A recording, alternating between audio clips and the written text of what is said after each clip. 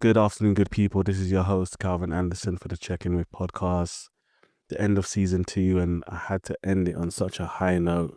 I mean, I could say so much about this guest today.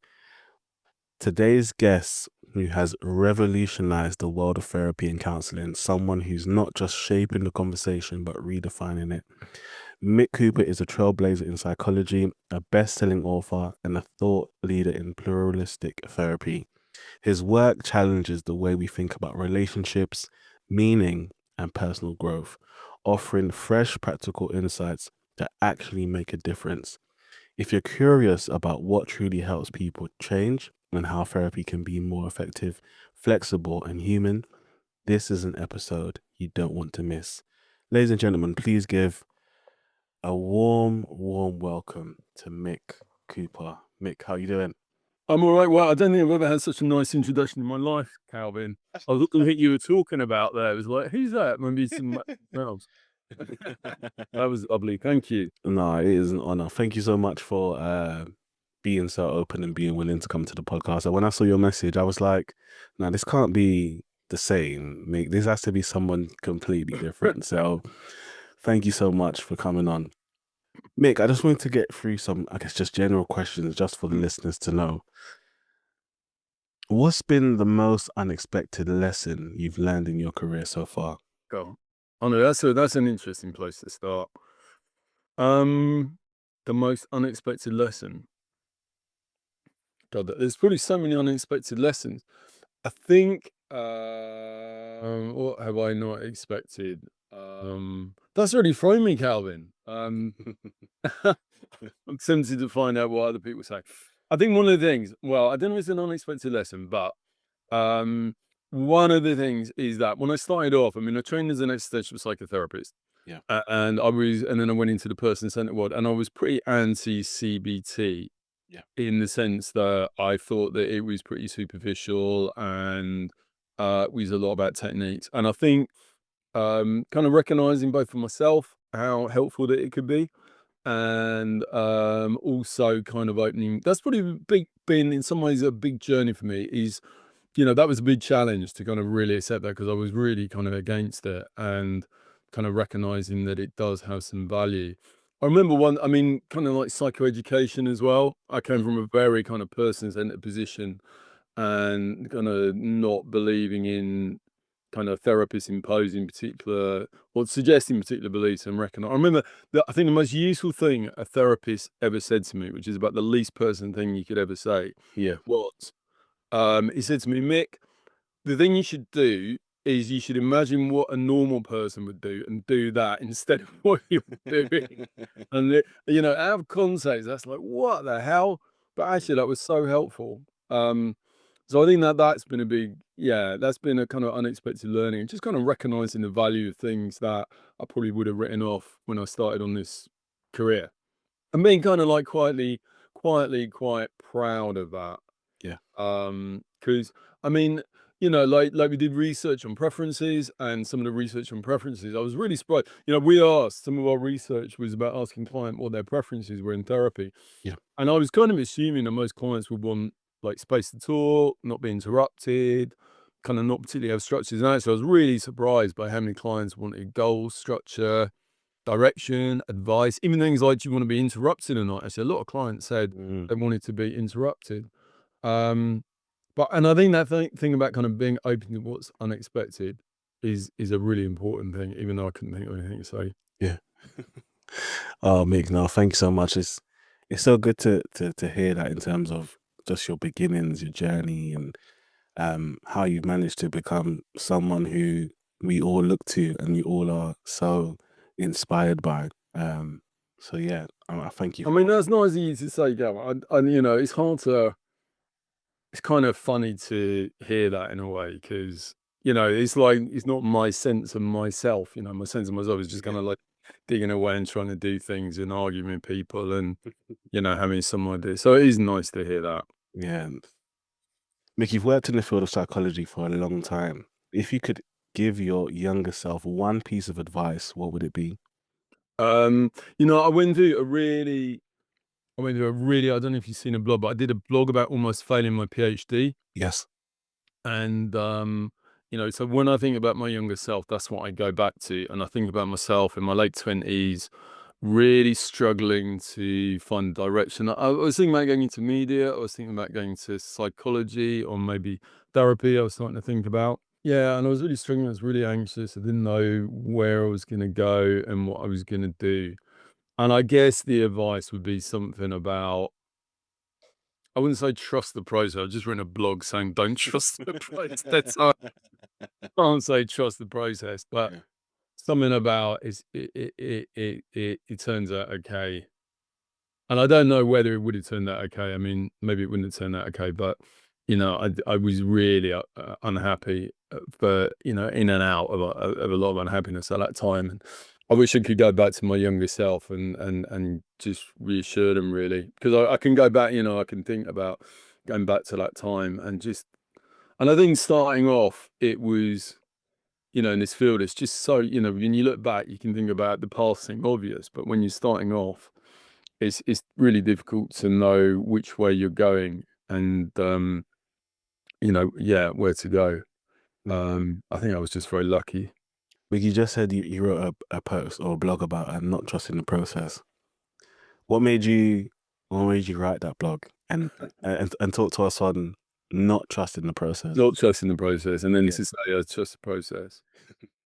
I mean, a lot of my, I think a lot of my work. I mean, to say a bit about where I come from, Calvin. I Yes, think, please. and I've talked something about this. Is that I think like issues of social justice and supporting people and hearing marginalized voices have always been really important to me. I mean, that's what came from. I kind of came from a political background. Yeah. Um, And I mean, and I guess because that gives me a sense of meaning and a sense of purpose and something wider and contributing. And, despite how difficult things are in these days, to thinking about what it means to create a kind of better world. And, that is something I'm really, really passionate about. Yeah. And I think, so part of that, I guess, has always come from a desire to question the orthodoxies.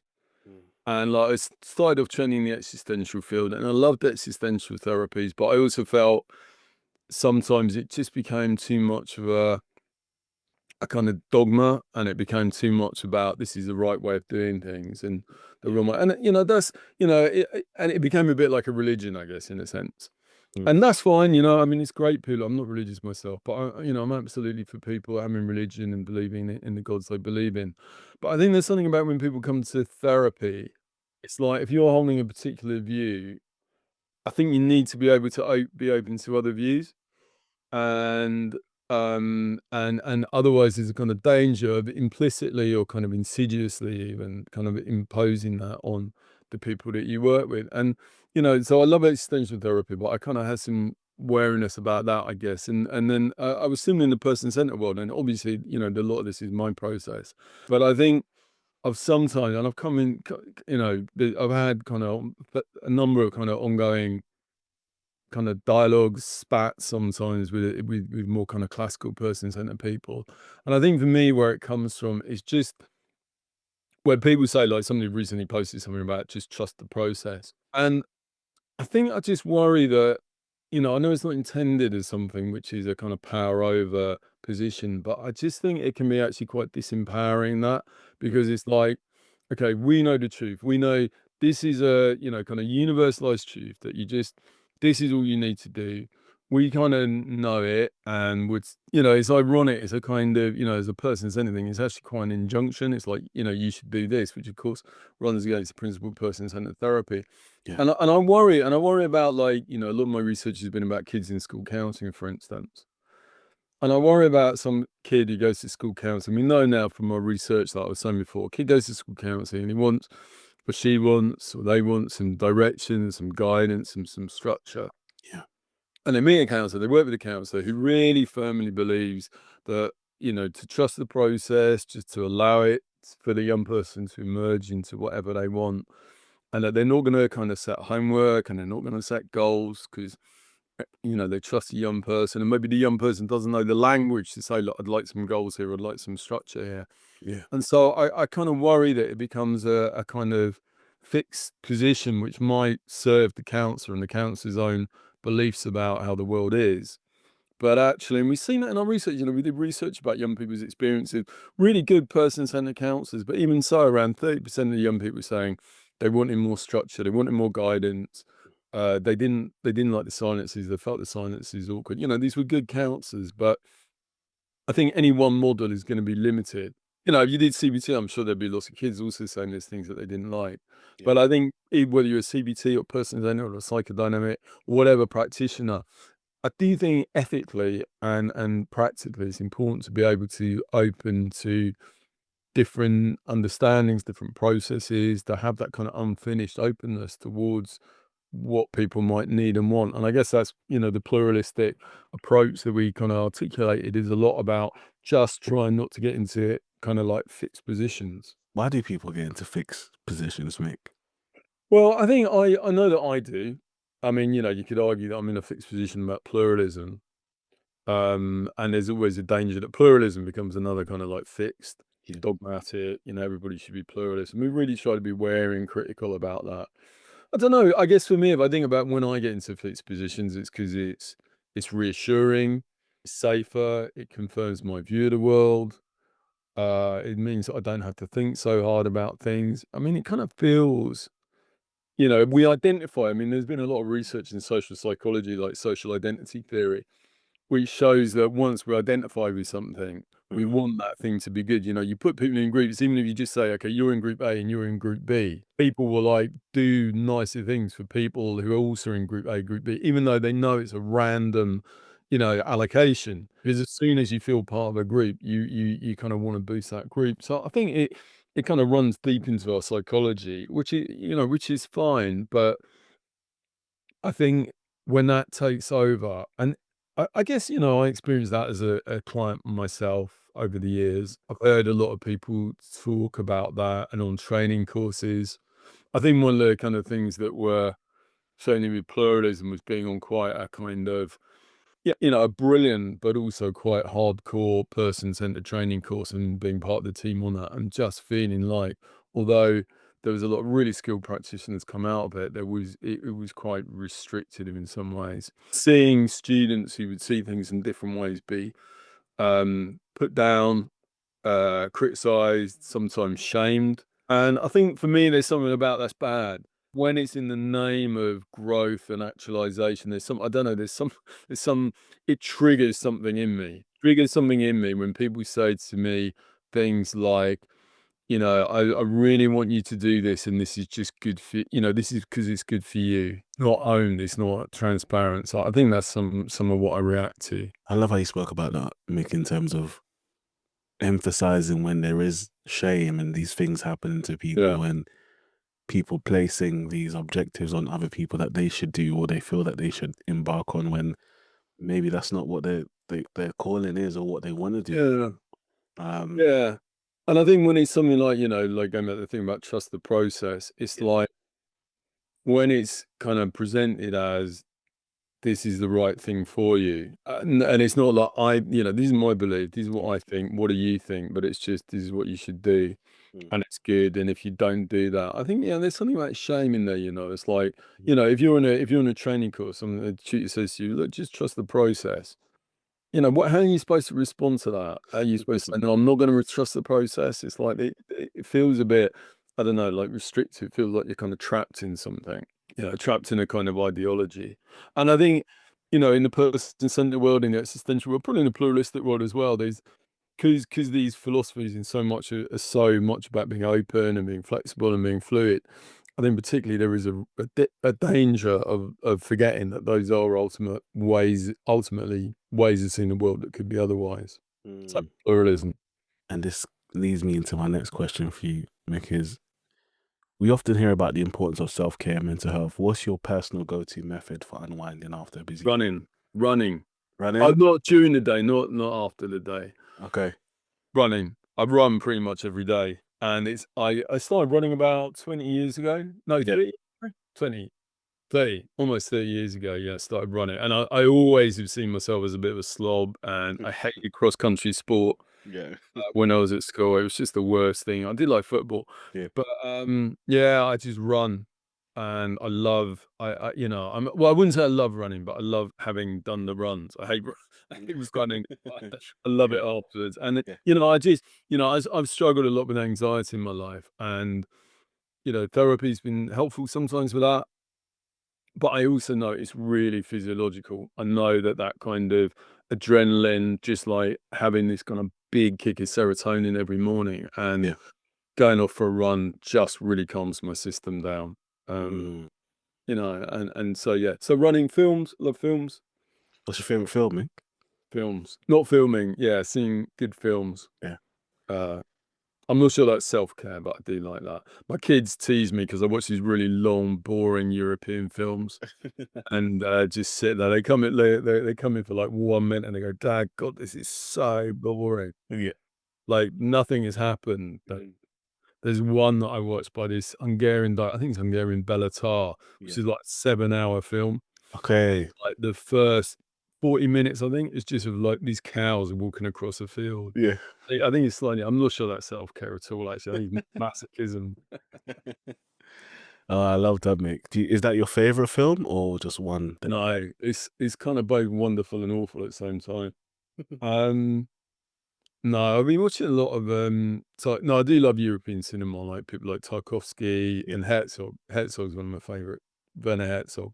Nice. And particularly, you know, when you watch films that have a kind of psychological, I tend not to watch too much stuff about like therapy, Yeah. say, because I just find it kind of stressful. I don't find it relaxing. It feels more like work. But you know, when it's got a kind of like existential dimension, like people like Bergman, Yeah. uh, I really enjoy those films, like, Magnolia. Have you seen Magnolia? Yeah. Yeah. Yeah. No, Yeah. that one, that's one Yeah. of my favorite films, and Festen as well, which is absolutely brilliant if people haven't seen about kind of like family dynamics or Dogtooth. You know, there's a lot of really good films which is about kind of psychological processes. Dogtooth, do you know Dogtooth? I don't know that one, Mick. Not seen that. I mean, have a look at that one. That is, I can't remember the name of the director, but it's about this absolutely kind of there's a bit of a trigger warning with it Yeah. because it is quite a difficult film, but it's about really kind of crazy family systems and Yeah. just how social, what Lang would have called Ronnie Lang, kind of these fantasy systems get created in families where you believe this is a reality when it is absolutely not. Running in films. I like Yeah, that. running in films. Yeah. I'm watching, what was it, Married at First Sight? Yeah. I see. Can I blame my girlfriend for that one? She makes me watch it. We have every time we watch it, we say, "You say you're making me watch this," and then I say, "No, you're making me watch this." We both sit there happily through it. Mick, if you weren't in the field, what do you think you would have pursued instead? I was always really keen to do journalism. I mean, I tried to get into doing TV for a long time.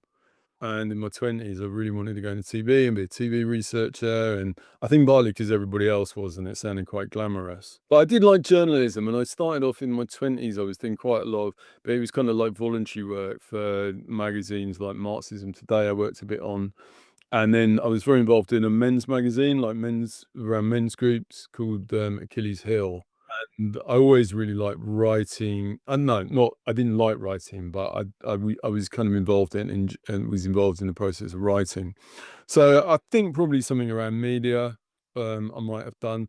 But the other thing I would have loved to have done, I mean, if I could start again, the other thing I'm probably not smart enough, but I do love physics and cosmology Mm. and science and you know things like quantum theory and chaos theory and all that stuff. I just adore. So I would have been really into that and system. Yeah, Quantum physics. Why that specifically, Mick? What about that? and I just love it. I just find it really exciting. You know, like reading these books, like you know Stephen Hawking's like Brief History of Time. Like, just the 11. You know, the idea that there's 11 dimensions and Mm.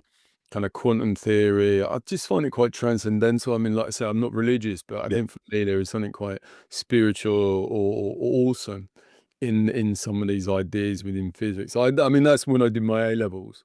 I was all in sciences, and I kind of moved into psychology because I wanted to do something that had more of a kind of immediate relationship with people and felt more impactful. But I Mm. think you know, I did love maths and the sciences, and I guess that's kind of still with me. I like the kind of Yeah, I like the kind of magic of it, and also like this kind of structure and clarity of it. That brings a lot more insight into, I guess, just your mind and the workings. Yeah. Pretty good. I mean, I think a lot of my books, like I started writing a lot about existential therapies and then Yeah. doing bits like the tribe. But I think a lot of it is actually very, I mean, the thing where I'm good is that I'm quite systematic, and it's like if things don't fit, I mean, it's a little OCD, I guess, but a bit obsessive as well. But it's about like I do like putting things and sorting things out and Yeah. saying that sits over there. And like this book about existential therapies, the first one I did was really about saying, okay, there's these different forms of existential therapy. How do they relate? What are the dimensions? How do they work together? And I think a lot of my work is, yeah, it's about kind of taking things that maybe it's less about kind of creating new things, and it's more about trying to find ways of organizing things Mm. that make sense and feel satisfying. I do feel, like I was just in a meeting with a colleague, and like as soon as we got an Excel spreadsheet out, Yeah. and started focusing on doing that, I completely lost focus on what we were supposed to be talking about and started thinking about trying to get his formula right, and I couldn't get the formula right, and I was really annoyed with myself and was trying to remember whether it was sum if or count if and Yeah. what, so I do have a very kind of mathematical mindset, which I think is quite unusual for the counselling field. And Mm. I think maybe that is why I've been able to make a bit of a contribution, because um I think, yeah, that, we're often very good at being creative and very good at being relational and very good at putting things out there. But I think you also sometimes need to be able to kind of organize stuff. And I think Mm. that's why I've been quite good. I'd definitely like to speak more on that afterwards, Mick, because I think that's so important. What's the most rewarding part of your work that people outside of the field might not expect? You got some great questions. Actually, I think I mean, I love the client work. Yeah. So, I still work with clients and I do love that. I love supervision. I think what people might not say is, I mean, I really enjoy teaching. I really enjoy working with students. And I think that kind of interaction really, and working with people. I mean, when I'm working with, whether it's clients, supervisees, students, I think mostly I'm working on a very collegial level. Yeah. So like, the course I teach on is mainly with doctoral students.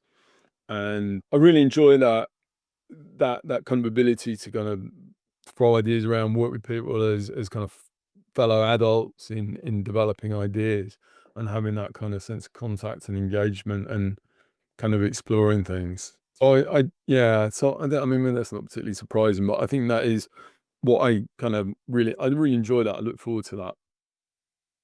And I think that's the bit that I don't know if you're going to ask me this, but the bit I hate is writing. I really find, I mean, I really don't enjoy the process of writing. I think it's partly because what I was saying about it, like the last book I did one chapter, which was a kind of more creative narrative. Yeah. And I really enjoyed writing that, and it was really nice just thinking of ideas, and what didn't feel like hard work, but a lot of my writing where it's very systematic. It's like I'll start by going through all the books, getting all the stuff in the books, putting it on a thing, putting it on my Word document, Mhm. getting the references, organizing it, reorganizing it, writing it, rewriting it. I don't really enjoy that process. It's like digesting a really big, heavy meal. And I think, what comes out of that is something that is quite well digested. It's not a very nice metaphor. It's just- um, yeah, but I don't enjoy that. Before you ask, No, Mick, thank you for sharing that because it's so interesting because obviously you have these amazing books, you have so much literature that we can read from, and then now you're saying the writing aspect is something that you don't fully enjoy. I really It's, don't. I know a lot of colleagues, like colleagues of mine, like Dwight Turner, for instance. He loves writing. He absolutely loves it. He's a great writer, and he really enjoys it. And I think most people do like it, but I think maybe it's just the way that I go about doing it, which I'm kind of used to now. But it's not, it doesn't feel very creative, or it feels like you're on a bit of a kind of dirge, stodgy to do it. But I think what comes out at the end of it is okay. But my partner is she's an artist, and she says the same thing about doing her art. I mean, she does these amazing creative pieces, but she would say, it's that kind of 90% of it is kind of like the struggle and the mm. work, and so maybe it's kind of shared across people. Mick, how do you stay inspired in the field, especially when working with difficult or emotionally charged subjects? How do I stay inspired? I mean, I don't always stay inspired. I think, like at the moment with the current political situation, I find that really difficult. What's going on in the States at the moment really worries me. Yeah, What's going on with the climate really scares me. yeah, And just the kind of way that people are just turning away from even thinking about the climate just because it's too difficult and pulling out the kind of like climate calls and things. So I definitely don't always stay inspired. And I'm not sure. It's hard to say, Cameron. I think I just sometimes wake up and I feel like I've got some more energy. I think kind of like doing stuff. Like I've learned that just doing little things sometimes in the morning, like just like even just buying something online or something gets me kind of going again, and I can sometimes get my energy going. And then it feels like actually that inspiration does more come to me at particular times rather than being something that I can do much to mm, control. If I'm feeling uninspired, there's not much I think I can do that really changes that. It's mhm. an interesting question. I love that, Mick. I love how you mentioned, like you said, just waking up and doing things. Yeah. And I think sometimes we put too much expectation on trying to stay inspired or finding something to stay inspired and not be present as much. Yeah, I mean, mostly I get inspired when I'm around people Yeah. and then I'm talking to people and sharing ideas, and then that tends to give me a lot of energy. Yeah. Mm. And then, yeah, and then, yeah, and then there's an opportunity for that to evolve. But I think that, yeah, often it's a struggle, and it feels a particular struggle now. And I think part of that is just I think I've just accepted that. I think to feel that I should be inspired or to feel that all the time we should have lots of energy, I think would be putting a lot of pressure on ourselves. Mick, I wanted to go into a few topics that you're, I would say, well versed in and speak a lot about. The first one would be the therapeutic relationship, Mick. Yeah, For the listeners, Mick, could you just give a brief summary of what the therapeutic relationship is? I mean, I guess it's basically I don't know what the definition of it is, but I guess it's what goes on between the client and the therapist, which has multiple components, including the alliance, including kind of levels of empathy, including transfers. I mean, there's something called Charlie Gelso, who's from the States. Yeah. He talks about the alliances, sorry, the relationship is having three components. Hmm. So he talks about like the transference and counter-transferential parts, which is about how we can work with, say, what a client imagines in me. Like a client imagines me to be angry when I'm not feeling angry, and we can look at that projection. Why do they think I'm angry? Or maybe I'm feeling stuff that isn't about the client. And then you've got what's called the alliance, which is where you're working together on the kind of goals and the methods of therapy and the bond between you. Yeah. And then Gelso also talks about the real relationship, which is just the real human relationship between you and the client, Mm. which is about you as two people being in a room or online together. And I really like that because I think what Gelso's saying is that, these aren't competing elements. They can all exist. And Mm. so like when I'm working with clients, my relationship is very real, and we might have a little chat at the beginning about, they've gone off somewhere. I might just ask them how was your holiday or something. And, not too long, but there's a real relationship there.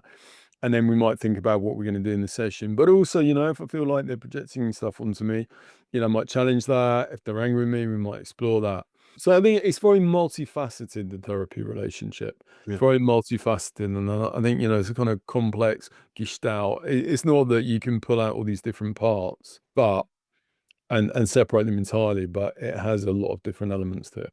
Mick, do you think the therapeutic relationship is more about the therapist's authenticity or the client's perception of that authenticity? That's a very good question. And you could ask that about empathy or positive regard. Is it about what the therapist is doing or what the client perceives? I mean, I think the answer has to be both. One of the things that, if you look at the research evidence and you look at, for instance, what predicts outcomes, things like for instance, so you take something like the amount of therapy that therapists do Yeah. doesn't have much relationship to outcomes at all, Mm. or the therapist's own internal congruence is maybe a little bit related to the client's outcomes. I think that the reason for that, I think, is as a therapist, there can be lots of things that are going on inside of you. But of course, clients don't always see all of that. I mean, some of that's not going to get expressed. Some of that might be expressed, some of that might not be expressed. And then if what's expressed, the client might see some of that and might not see some of that, and they might project onto you some of that. So I think I mean, I would guess that the research would show that the larger proportion is what the client sees, which is obviously influenced by how you are. You know, if you're friendly, the client's more likely to see you as friendly, or if you're unfriendly. But, you know, with different clients, you could be the equal same levels of friendliness or the same levels of authenticity, and people can see radically different things. And, you know, that's the whole point of psychodynamic thinking, really, is the whole area of the, you know, projections. And I think that is certainly the case, and the research would support that. But then how we are does have some capacity to impact upon it and to make some difference. Mm. But, you know, if you ask, if you look at outcomes, outcomes are predicted by the client's ratings of, say, the therapist's empathy or the therapist's congruence, Yeah. or the therapist's, the alliance. It's not by the therapist's own ratings. That them have a much weaker relationship to outcomes most of the time. Mick, in cultures where emotional expression is discouraged, how can therapists foster relational depth without overwhelming the client? So tell me a bit more about that, Kevin. What sort of cultures were you thinking about? Um, or let me not put it as cultures, maybe um in settings or households or in environments where there isn't much emotional depth or allowance in that sense. I'm just thinking or asking you, how can us as therapists bring that bring that Yeah. into the room in sessions where they may not have experienced that type of relationship with it. Yeah. Yeah. I mean, I think that, you know, when I work with clients, Yeah. when I teach, my first question is always, the starting point is about what is the client looking for? What do they want? You know, if you're working with somebody, say, in a culture, from a cultural background where there isn't much emotional expression, they're coming to you saying, I really want to learn about emotional expression. Mhm. Or if they're maybe really shut down and they're depressed, and your sense is that a lot of it is about a kind of lack of expression. Yeah. But it might be really important to foster that expression and to deepen that relating. But going back to what we were talking earlier, I'd also really want to be open that some guys might come from that background and that might be really what they want. They want a therapy, maybe at a more cognitive level. And, you know, that's a possibility that would be really helpful to them. And I think when I started writing about relational depth, I did kind of think relational depth is the kind of core is the kind of core skill in therapy, to relate to depth. The Since I've got more involved with pluralism and developed that, I do take a more pluralistic stand, which is, I think, relational depth for some clients some of the time is incredibly, incredibly important and can be so powerful. Mhm. And we've seen that in the research that, you know, it can have kind of life-changing effects, but that doesn't mean that for every client that that's what they need or want. Yeah. The client, you know, doesn't want that. One of the dimensions on our preference form that we've developed is around emotional expression. Mm. And we see that, you know, clients do vary on that. Some clients really want to go more often than not, clients really want to go into depth. Mhm. But not all clients do. Some clients want something a bit more reserved. And interestingly, therapists, when we're clients, we want more emotional depth than people who aren't therapists Yeah. want. So there's a risk, I guess, that we project our own kind of wants for therapy onto the clients that we work with. Like, you know, when I'm in therapy, I really want to go into my feelings, but Yeah. it doesn't mean that my clients want it, or necessarily that that's the most helpful thing for them. Mhm. So I'd be really cautious about that, Calvin. Yeah. Be- I wouldn't be assuming that this person needs relational depth, but Yeah. depending on what they're saying they want and depending on how they're framing the therapeutic work, I Mhm. would be open to the idea that that is really important to them. Again, like you said, it's about what the client wants from their therapist, what they want from the session. So yeah. Can relational depth exist in brief therapy models, or does it require long-term engagement? Yeah, we've done research on that, and what we've seen is that the the longer term the therapy, the more relational that there tends to be. Yeah. That's true. But even in short-term therapy, people do report, clients and therapists both report experiences of relational debt. So it can definitely happen. And people can, yeah, experience. I mean, almost there's a bit of a risk that people experience an intimacy or a closeness that doesn't quite feel real, and then you know, 6 weeks and it ends, and then maybe they're thinking, you know, this is someone I was really close with, and it might feel a bit of a kind of abrupt ending. But certainly, yeah, people can experience that. I mean, you know, as I'm sure you know in your own life, sometimes you can meet people just for really short periods of time Hmm. and just feel really, really close to someone and have that kind of experience of deep connection. Yeah. So it doesn't need, I don't think it has to be longer term therapy, but it does help. Mm. Because relational depth always beneficial, or can it create dependency? I think that I certainly don't think it's what everybody necessarily comes to therapy for. Yeah. And I think generally in our research, you know, people do describe it in much more likely to be positive ways than negative ways. Hmm. Where, I mean, there has been some research which, like from my colleague John McLeod, which suggests that sometimes there might be something about at the end that it does create, I don't know about dependency, but maybe disappointment, a sense of being a bit let down. And whether that's because the kind of the relationship hasn't been resolved or hasn't been talked about. I don't know, you know, it's difficult to know the cases, but that has come up sometimes. The other thing that sometimes it comes up kind of on the more kind of negative side is that clients sometimes talk about the anxiety or the vulnerability of going into moments of relational debt. Yeah. Or it does kind of create an opening and a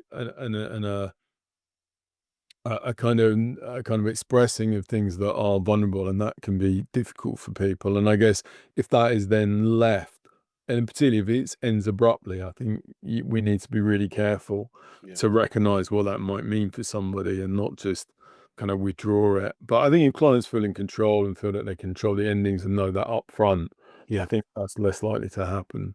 Mick, how do you see the impact of AI and digital therapy on the core principles of the therapeutic relationship? It's an interesting one, isn't it? I don't know how you're getting on with ChatGPT. My partner complains it's my new girlfriend. I'd lay up and night talking to ChatGPT and asking it various questions, normally about films. I mean, it's really, I've got a colleague who's doing a lot of work with AI and developing AI chatbots. I think, you know, there's definitely advantages there that they're very accessible, potentially they're cheaper. I think a lot of things therapists do potentially could be done through AI.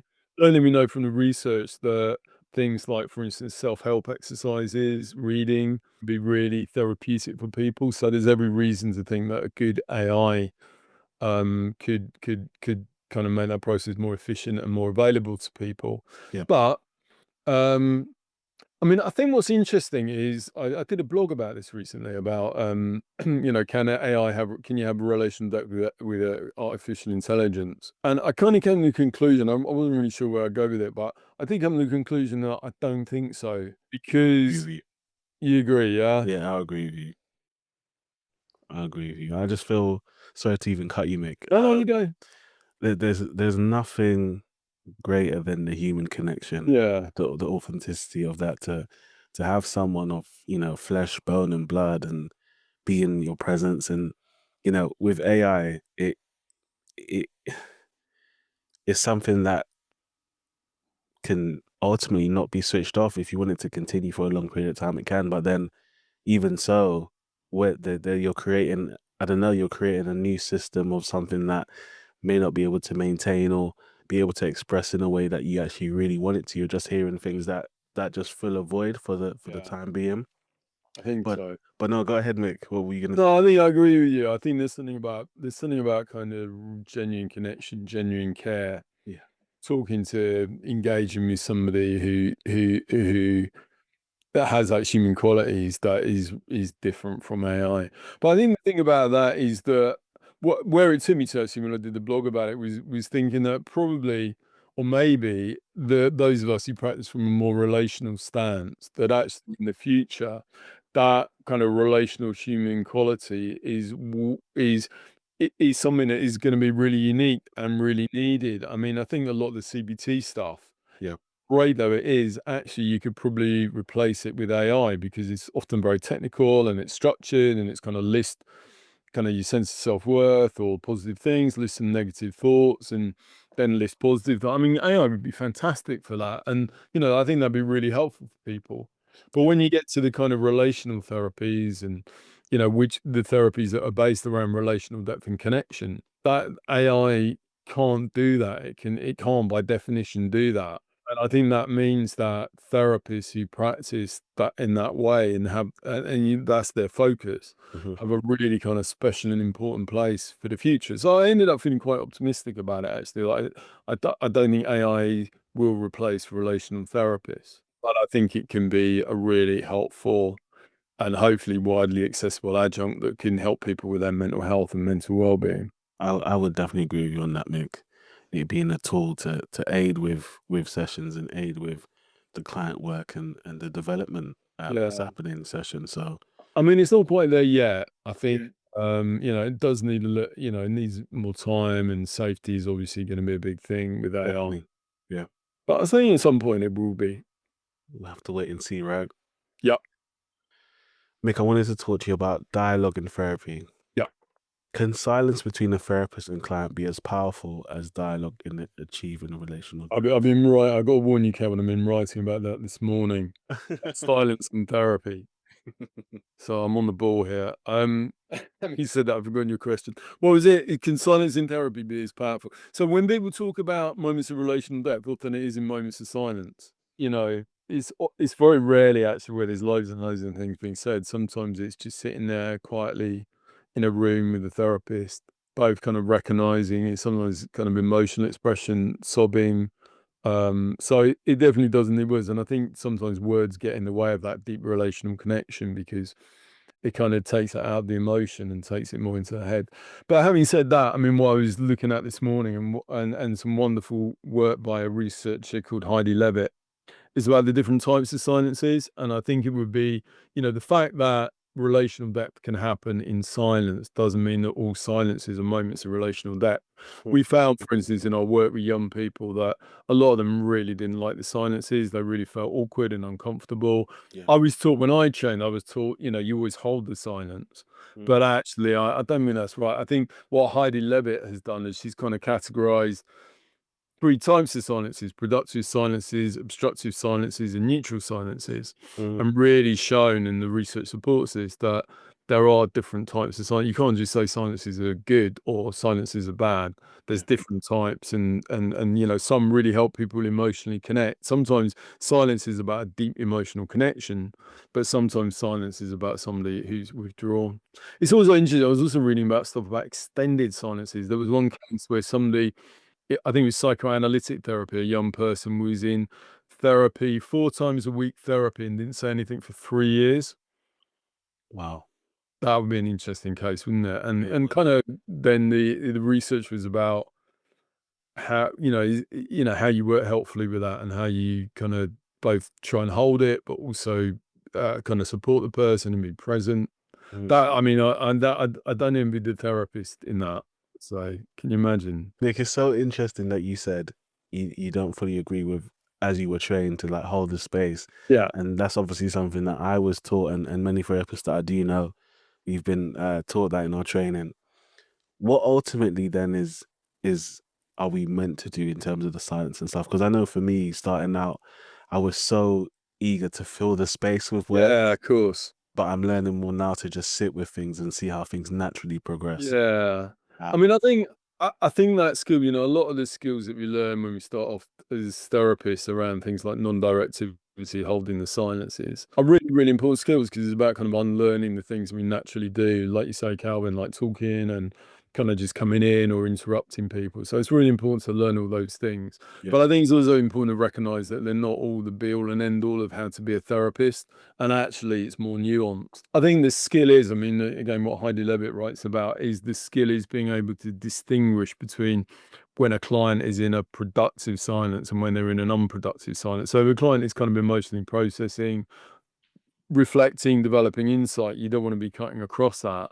Mhm. But equally, there might be times when if a client is withdrawing or just not engaging with the process, or kind of there's a rupture emerging because they're silent because maybe they're upset about something you said, Yeah. that actually just sitting there with it isn't necessarily the most helpful thing. It's more helpful maybe to address it and look at it and ask them what's going on. It's about developing that nuance. But I think you're right, Calvin, that what we're trying to do does play a really important part. It's not to say that that's wrong. It's just to say that that's not the final word on it. That's not the It's a bit like trusting the process, It's a bit like that thing about trusting the process. It's not that that's wrong. It's a fantastic thing yeah. to learn. But also, there's something that is beyond that. It's not the final word in the be all and end all of therapy.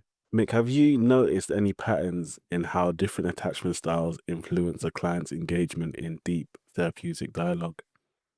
There's interesting research about that, which does tend to show that clients one of the things that comes out of research, and which is a shame in many ways, is that generally what happens is so-called the rich get richer. And what that means is that clients, for instance, with secure attachments tend to do better in therapy.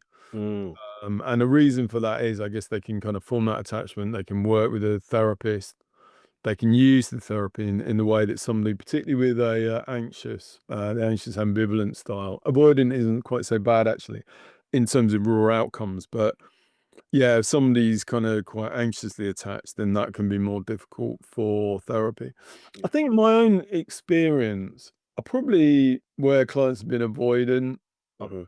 probably found, maybe because I'm a bit avoidant myself, I found a bit the most difficult.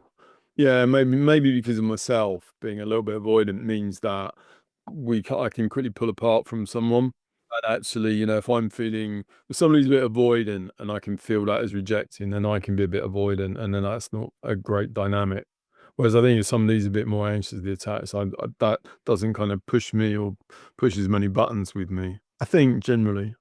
I wanted to even touch upon, because you spoke about anxiety before, earlier on, and how therapy has helped you a lot with that. Where would you, and it's interesting because I was having a conversation with someone and they were speaking about, sometimes people talk about alleviating something completely, where others talk about it still remains, but you're now in a place where you're able to manage it better.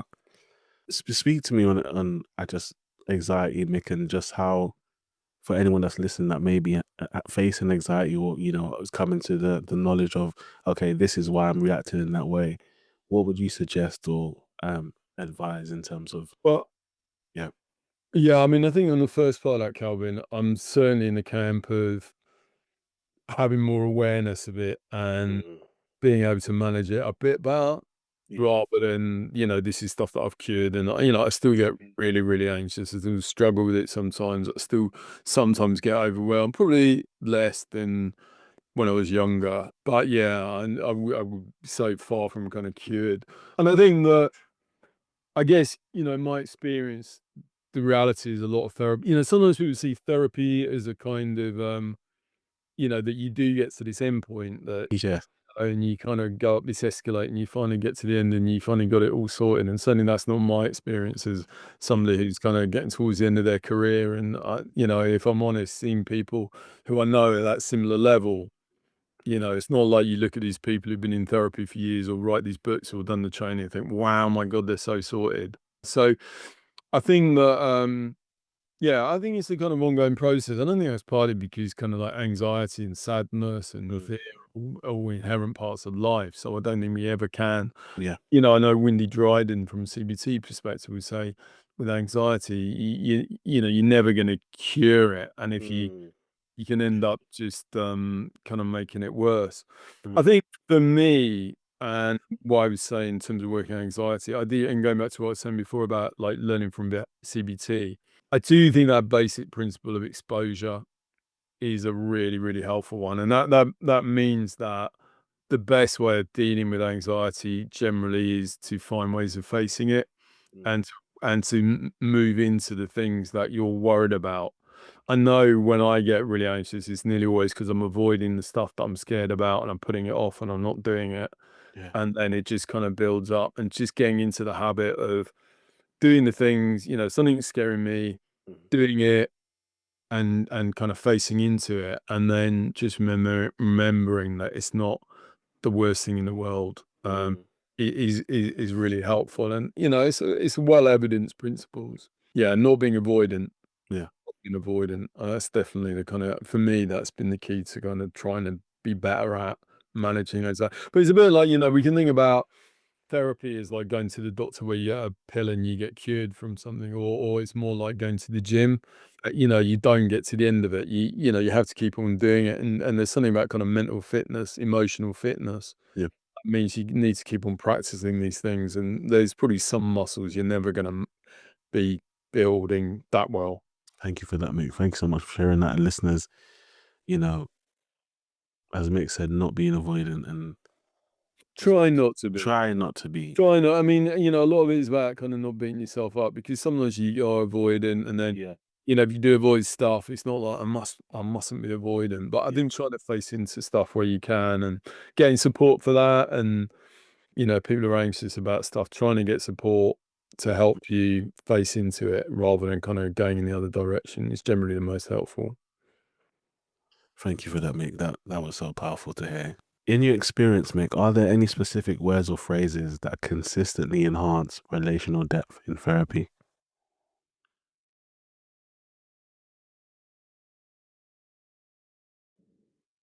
Um, I don't think so.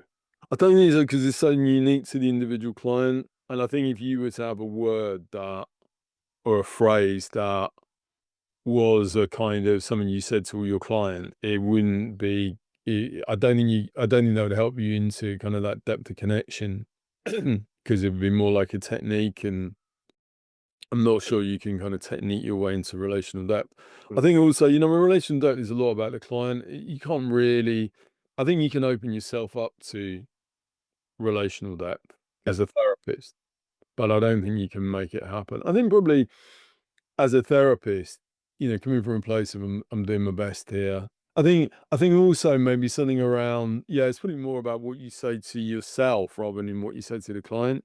I think something about saying, you know, I'm doing my best. I think another one is just really trying to understand how clients experience things, in the sense of maybe a phrase like something I ask I mean, I don't even consciously, but kind of unconsciously ask myself as a therapist is something like, what would what would I need to be experiencing to be doing what the client is doing?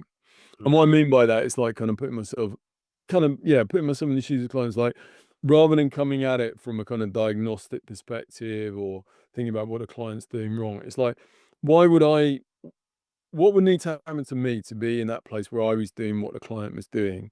Yeah. You know, like, you know, kind of coming from a place, you know, I could be doing that too, even if it's something, you know, like say self-harming or Mhm.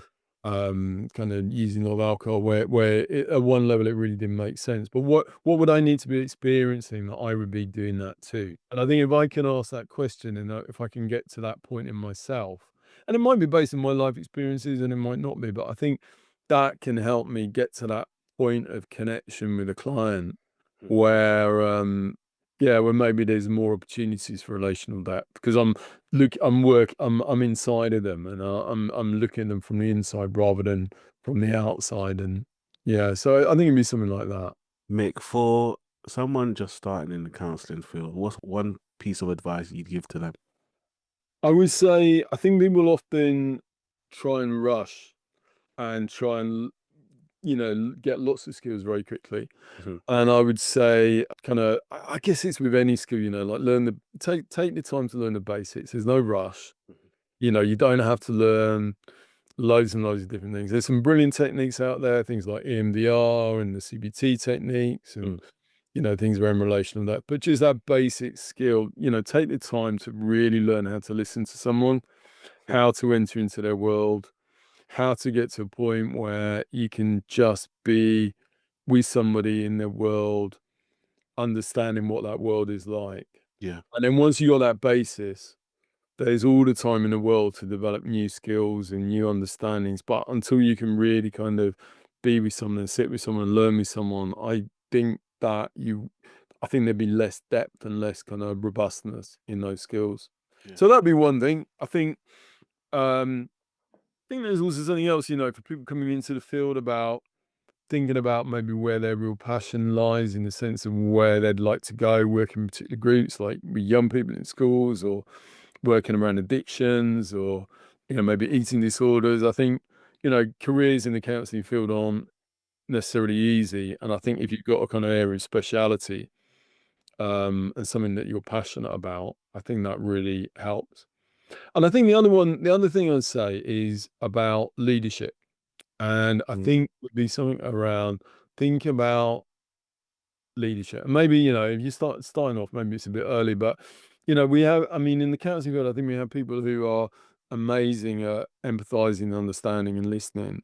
Yeah. But I think what we sometimes miss is people like yourself, Calvin, who are kind of making things happen, like getting things out there. Yeah. And I think that's a really important role for counselling. I mean, I'd love it if as a field, we're not just kind of working on one-to-one level, but we're also kind of inspiring and talking to people and kind of trying to change a culture, which becomes a more emotionally sensitive culture that can help people thrive more. And for that, we need people who are willing to kind of lead and put themselves out there a bit more. In Yiddish, I'm Jewish, and in Yiddish, we have this word chutzpah. I don't know if do you know chutzpah?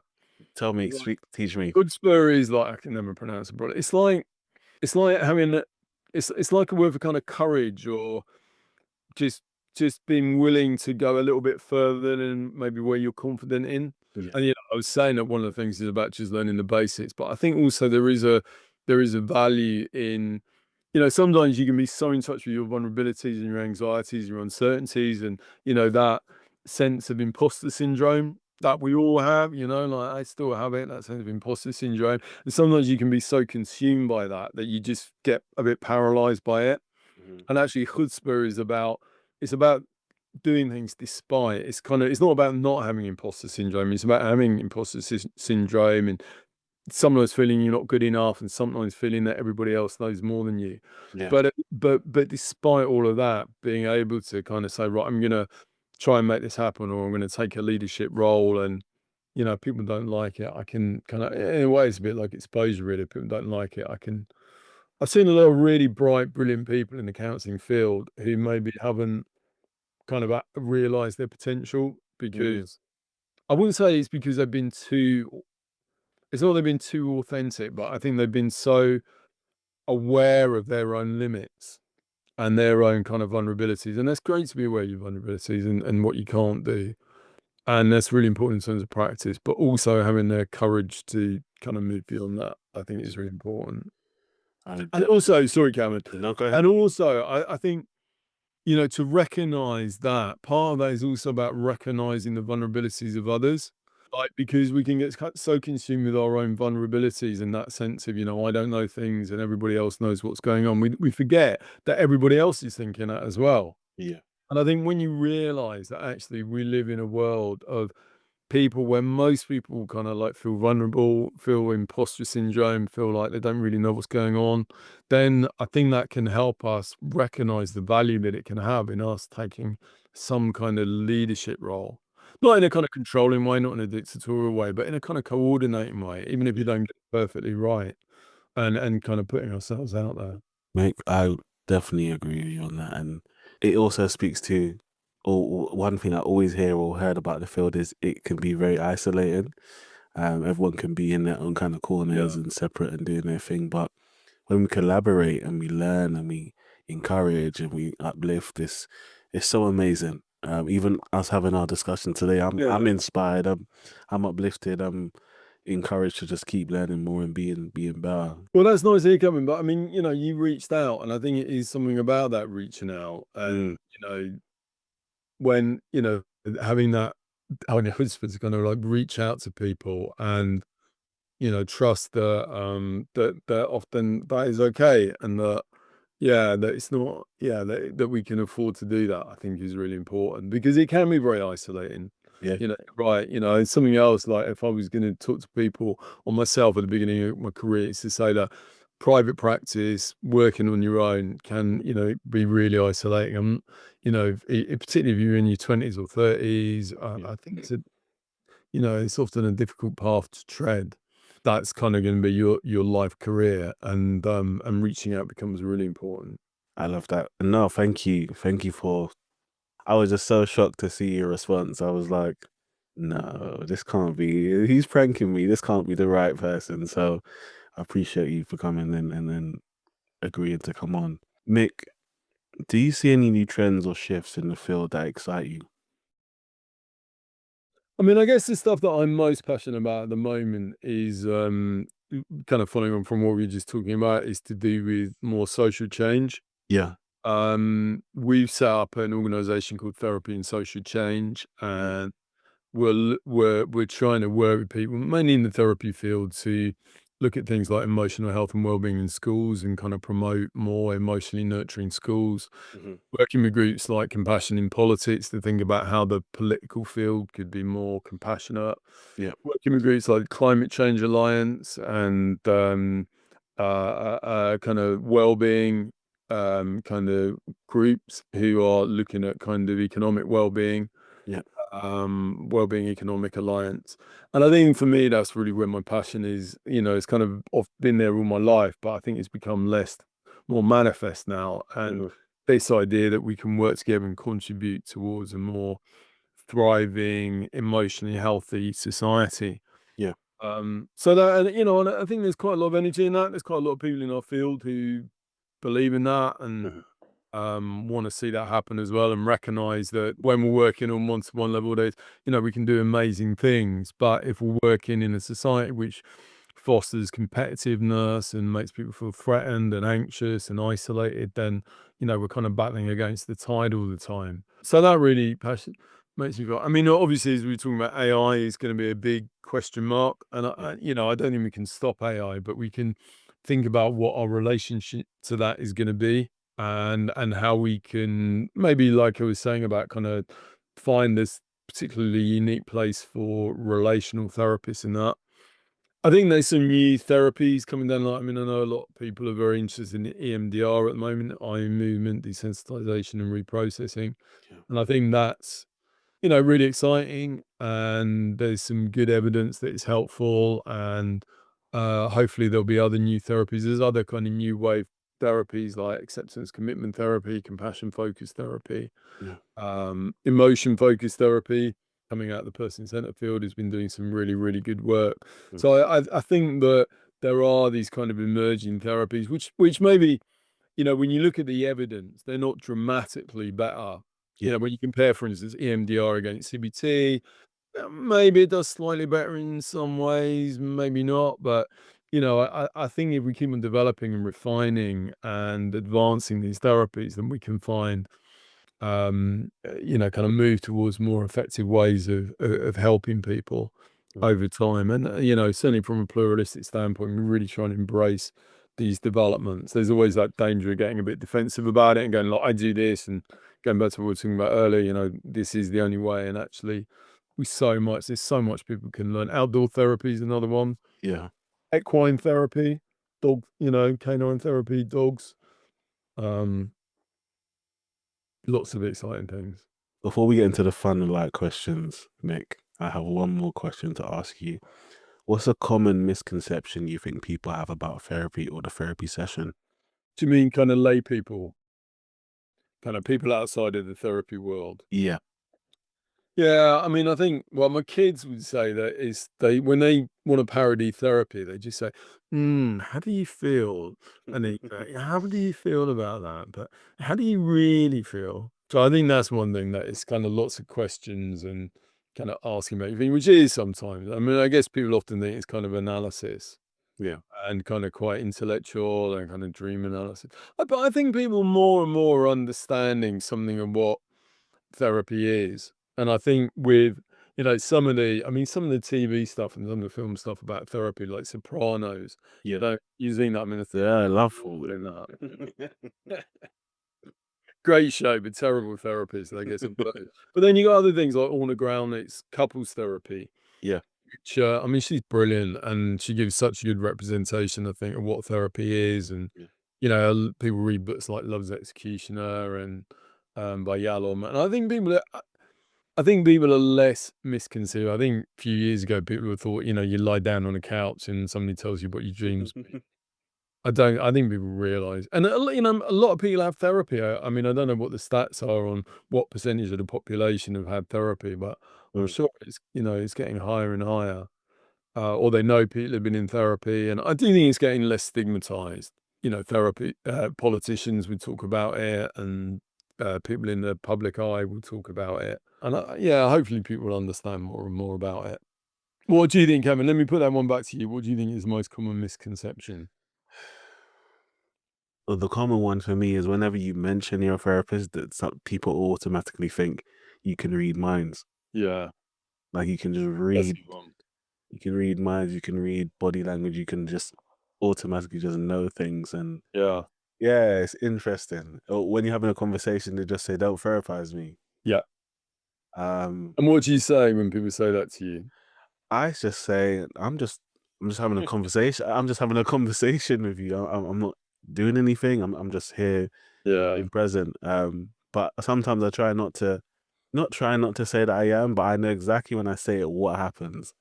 It's like a superpower that people don't understand yet, or they kind of not too sure about. So yeah. yeah, I mean, it's I think one of the things is that when you're a therapist, you realize how hard it is to really understand people. yeah, So, often I think people who are therapists are less likely to try and work out what's going on for someone because you know how difficult, you know how much work it is, and you're not working when with your party, you're not working. And yeah, I know that I kind of shut off. Yeah, it's a lot. Yeah, I know. I absolutely know what you mean. I mean, but yeah, that's what I sometimes say to people is like, I'm off. I'm Off off hours duty. at the moment. I'm off duty. But I wouldn't, if yeah, but yeah, I think it's when you're talking to somebody like in a social thing, I Yeah, don't understand people. I know that it's going to take hours and hours and hours to really understand what's going on for someone. yeah. So, like you say, yeah, it's a bit of a myth, isn't it, that you can just kind of like click your fingers and like know what somebody's doing. Mick, now head into our fun and light questions. Mick, if you could work anywhere remotely in the world, where would it be and why? I do like Brighton. I live in Brighton. I love Yeah, Brighton. yeah, But that's a bit of a boring answer because that's where I am. Um, When I was in my 20s, I traveled a lot in Asia. yeah. I loved Thailand, loved India, being in India. I think the happiest time I had was in Calcutta, actually. I loved spending time in Calcutta. I think one day I'd really like to go back there. I worked in a kind of like street clinic for about two months, I think. Yeah. That was such a rewarding experience. And if I had the chance to go back to India, yeah, no, I'd love to do that.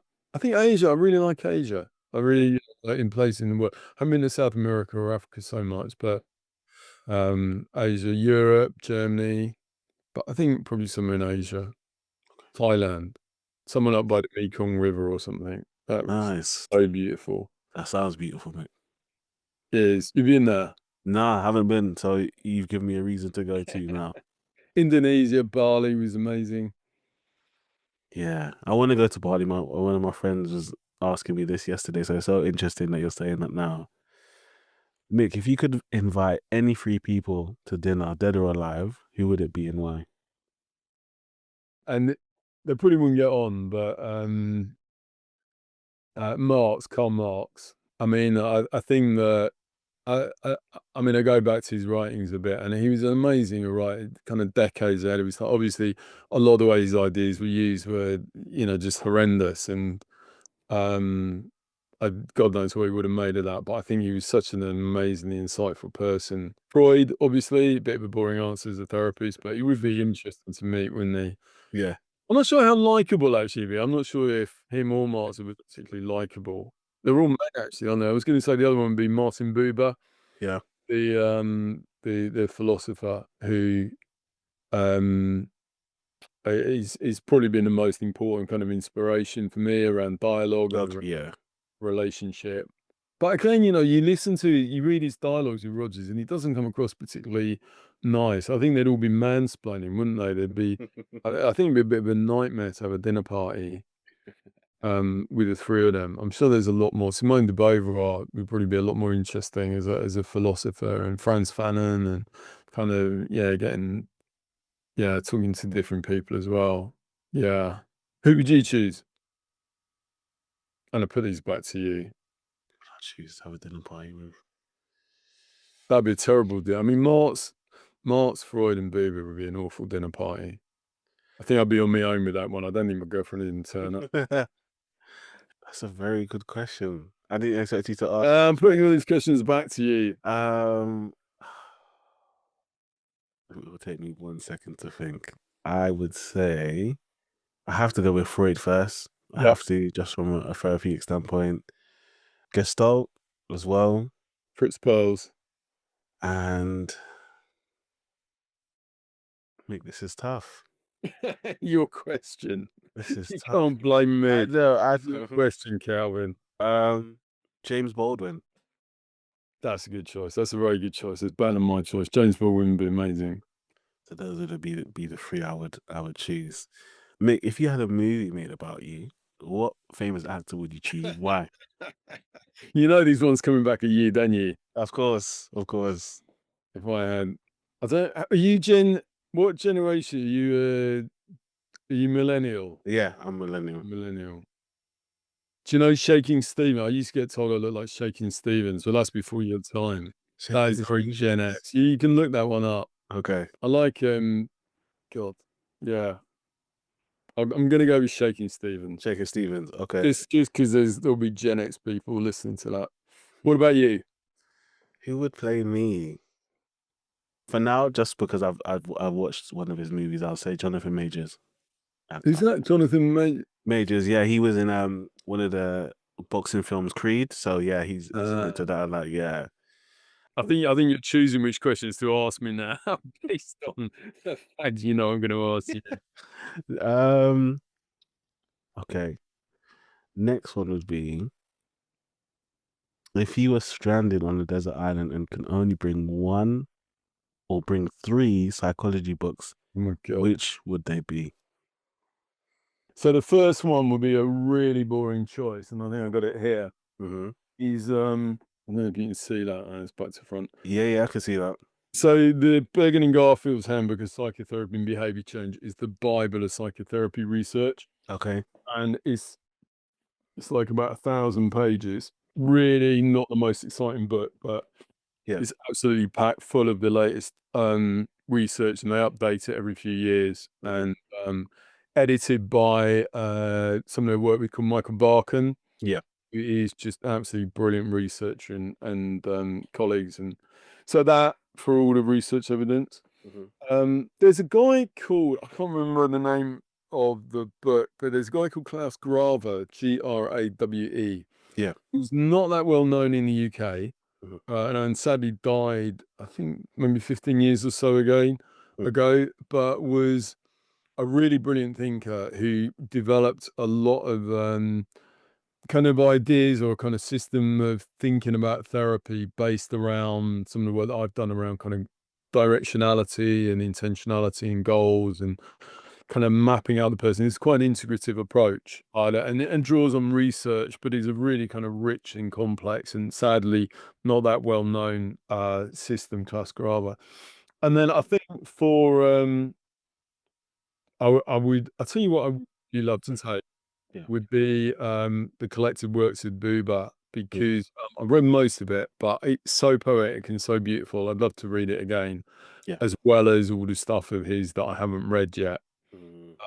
I do find him just the most beautiful writer, very poetic, very relational, very very moving.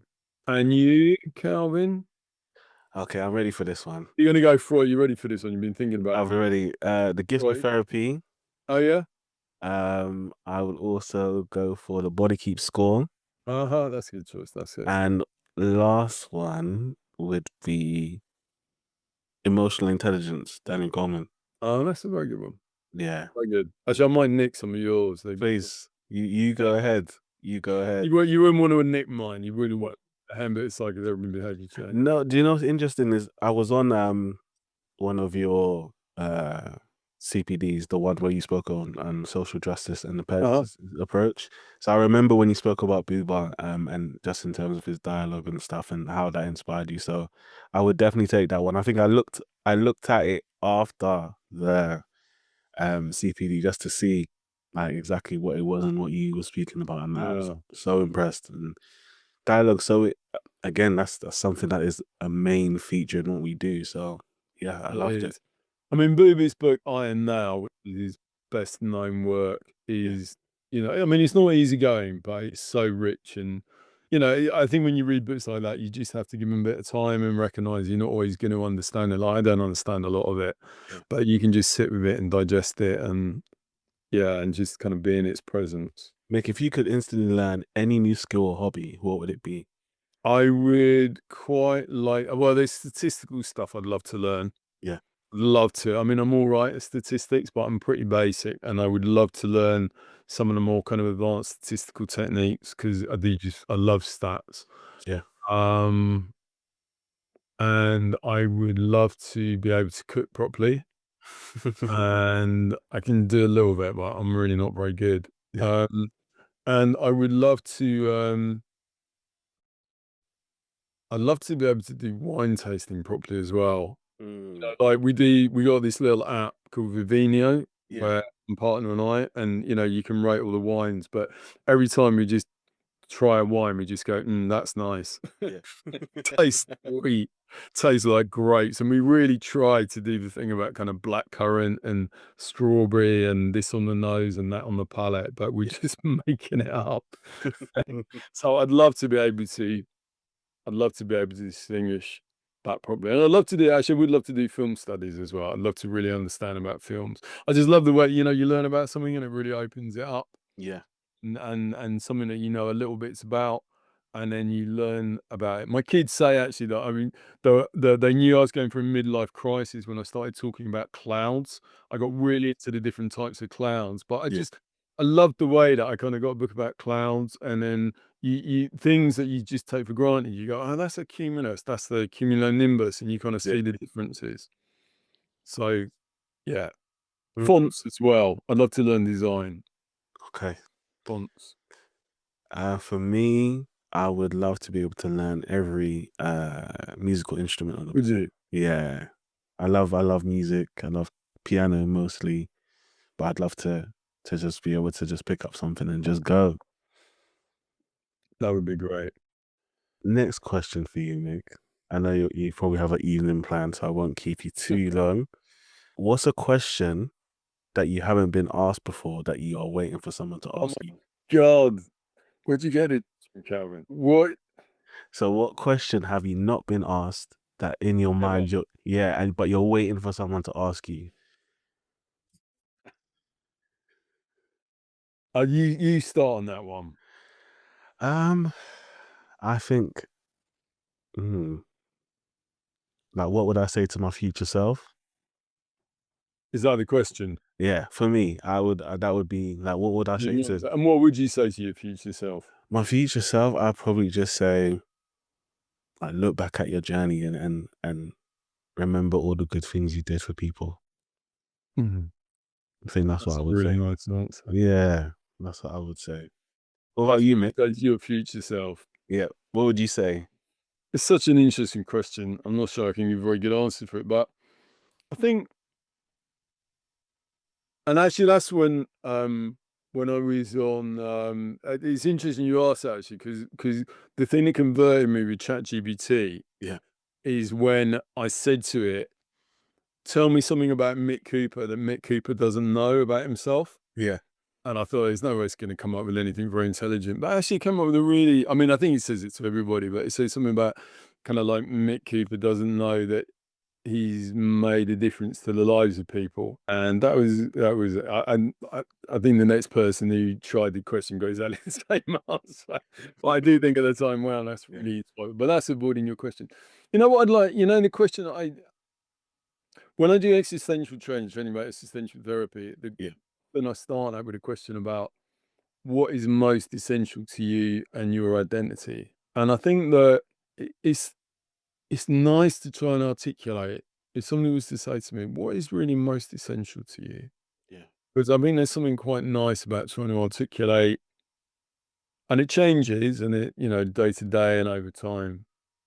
But yeah, I think it'd be something about like, what is most essential to you? How would you encapsulate the essence of who you are, your being? That's a powerful one, Mick. Yeah, I think that's what I'd like to. Yeah, that's what I.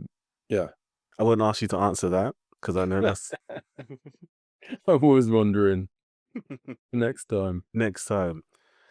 Mick, what's so funny is I'll ask you this last one before we wrap up. Is I asked ChatGPT yesterday, what question has Mick never been asked before? And it actually said, if relational depth had a scent, what would it be? Oh my God, where does it get that from? If relational depth had a scent, Yeah, what would it be? I think it would be something quite woody, Yeah, earthy, yeah. and like sandalwood, maybe a little bit of rose in there or something. Mm, Yeah, I think it'd be something like woody and earthy, maybe a little touch of tobacco, nice. something like that. But whenever I go on a flight with my partner, I always, you go through the perfume aisles and I just spray like loads of stuff on, and she always tells me I smell like dog shit because I always put on the woody and the earthy one. So I'm not sure she'd say that. She'd Mm, say something a little bit more subtle, but I like those kind of woody, earthy, me too. brownie ones. Good. Yeah. Mick, someone's heard you today. What's the best way for someone to reach out to you? Email. Email. So as anyone wants to reach out, yeah, it's email. So I know there's lots of different channels, but email. If somebody wanted to get in touch, it's email. Yeah. And maybe you can put that in the Yeah, I'll put it in the description. my work email, and then that gives me a chance to kind of just like see what it is, and then get back to it when I can. And also, it would also just say on my website, and again, maybe you can just put Yeah, I'll put all the the link to that. There's loads of stuff about kind of like and things people can access, and there's also a link to getting in touch. Mick, once again, it has been an honor to host you this evening. Thank you for being a real staple in our field and someone who we can always kind of just listen to and read about and see just not just, the practical side of things, but just you give your work such like a human experience. I don't know if that makes sense to you, but it feels so grounding and just so tangible when I read your work, and a few other people that I said, "Oh, I'm going to speak to Mick today," and they were like, "Calvin, what? You're going to have Mick Cooper? You're going to have Mick Cooper on today?" I'm like, "Yeah," and they're like, "He's just amazing." So Oh, thank you so much, Mick. that's really nice. It's been a real pleasure talking to you, Calvin. I really enjoyed it. Yes, it has been my honor. Definitely a part two for sure. Ladies and gentlemen, I have been your host, Calvin Anderson, for the Check In With podcast. We have had the incredible, the exceptional, the opulent Mick Cooper today. Have a lovely evening. Take care. Speak soon. God bless.